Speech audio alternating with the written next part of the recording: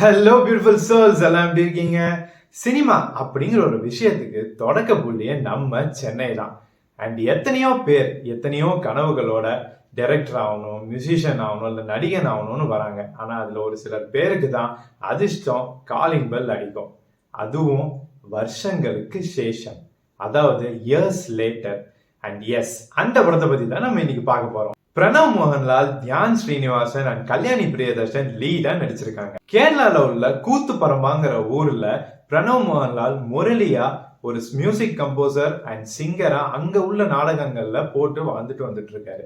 And Dhyan Srinivasan படிப்பு மட்டும்தான் வாழ்க்கைங்கிற குடும்பத்துல இருந்து சினிமால எப்படியாவது ஒரு டைரக்டர் ஆயிடணும்னாங்கிற கனவோட இருக்காரு. இவங்க ரெண்டு பேரும் எதேர்ச்சியா அவங்க ஊர்ல நடக்கக்கூடிய ஒரு நாடக டிஸ்கஷன்ல மீட் பண்ணி ஃப்ரெண்ட்ஸ் ஆறாங்க.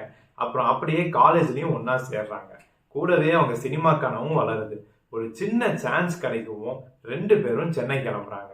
சின்ன சின்ன பேக்ரவுண்ட் வேலையெல்லாம் செஞ்சு ஒரு பெரிய வாய்ப்புக்காக எப்படி கஷ்டப்படுறாங்கிறது டைரக்டர் வினீத் ஸ்ரீனிவாசன் ரொம்பவே யதார்த்தமா எடுத்திருக்காங்க. இண்டஸ்ட்ரிக்குள்ள எப்படியெல்லாம் ட்ரீட் பண்றாங்க அண்ட் கிடைச்ச வாய்ப்பை எப்படி தக்க வச்சுக்கணுங்கிற மாதிரி பல இன்சிடென்ட்ஸ் நமக்கு காமிச்சிருக்காங்க. பார்த்தா திடீர்னு ஸ்டோரியில ஒரு திருப்பம் வருது. முரளி, அதாவது பிரணவ் மோகன்லால் தனக்கே ஒரு ஆப் வச்சுக்கிறாரு. பாக்குற எல்லாத்துக்கும், டேய் நீயே அடுத்த வேலை சோத்துக்கு வழி இல்லாம வாய்ப்பு தேடி அலைஞ்சிட்டு இருக்க, இந்த நேரத்துல இந்த உதவி உனக்கு தேவையா ப்ரோ அப்படின்னு கேட்க வச்சுட்டாருங்க.